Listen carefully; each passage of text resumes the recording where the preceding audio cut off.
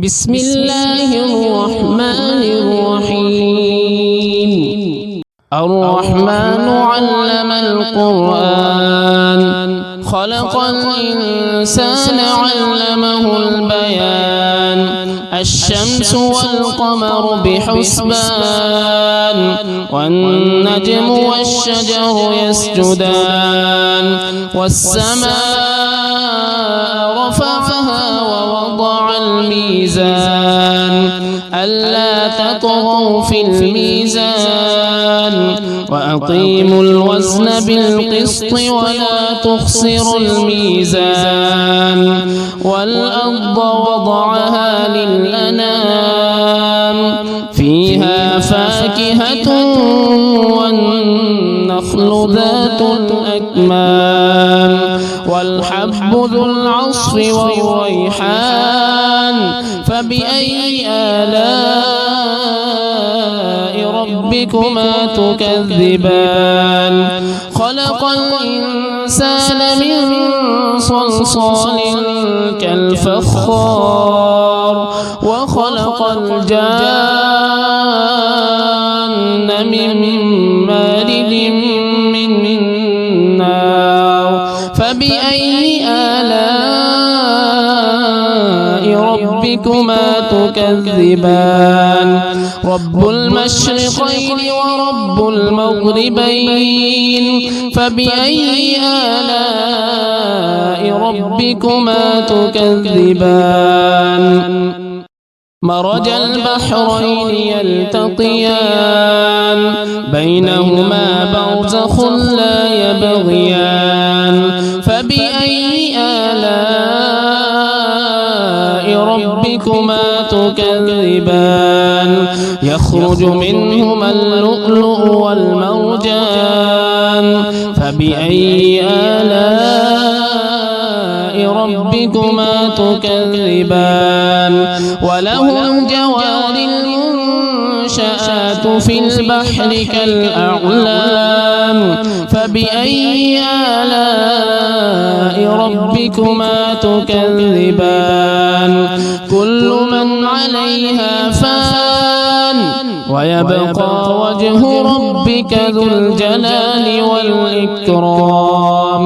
فبأي آلاء ربكما تكذبان. يسأله من في السماوات والأرض، كل يوم هو في شأن. فبأي آلاء ربكما تكذبان. سنفرغ لكم أيها الثقلان، فبأي آلاء ربكما تكذبان. يا معشر الجن والإنس إن استطعتم أن تنفذوا من أقطار السماوات والأرض فانفذوا، لا تنفذون إلا بسلطان. فبأي آلاء ربكما تكذبان. يرسل عليكما شواظ من نار ونحاس فلا تنتصران. فبأي آلاء ربكما تكذبان. فإذا انشقت السماء فكانت وردة كالدهان. فبأي آلاء ربكما تكذبان. فيومئذ لا يسأل عن ذنبه إنس ولا جان. فبأي آلاء ربكما تكذبان. يعرف المجرمون بسيماهم فيؤخذ بالنواصي والأقدام. فبأي آلاء ربكما تكذبان. هذه جهنم التي يكذب بها المجرمون. يطوفون بينها وبين حميم آن فبأي آلاء ربكما تكذبان ولمن خاف مقام ربه جنتان فبأي آلاء ربكما تكذبان ذواتا أفنان فبأي آلاء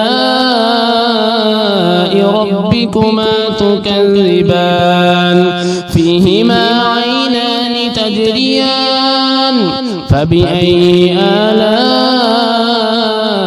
ربكما تكذبان فيهما من كل فاكهة زوجان فبأي آلاء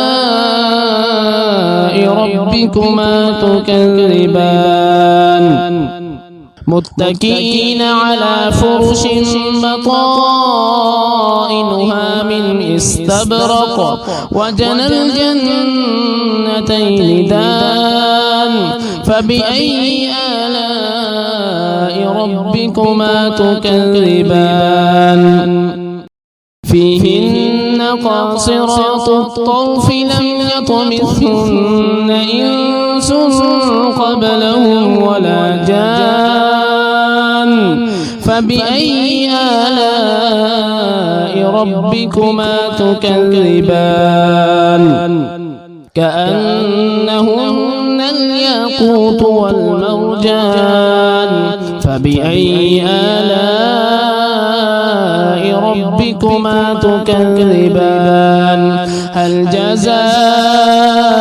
الإحسان إلا الإحسان فبأي آلاء ربكما تكذبان ومن دونهما جنتان فبأي آلاء ربكما تكذبان مدهامتان فبأي آلاء ربكما تكذبان فيهما عينان نضاختان فبأي آلاء ربكما تكذبان فيهما فاكهة ونخل ورمان فبأي آلاء ربكما تكذبان فيهن خيرات حسان فبأي آلاء ربكما تكذبان حور مقصورات في الخيام فبأي آلاء ربكما تكذبان لم يطمثهن إنس قبلهم ولا جان فبأي آلاء ربكما تكذبان متكئين على رفرف خضر وعبقري حسان فبأي آلاء ربكما تكذبان تبارك اسم ربك ذي الجلال والإكرام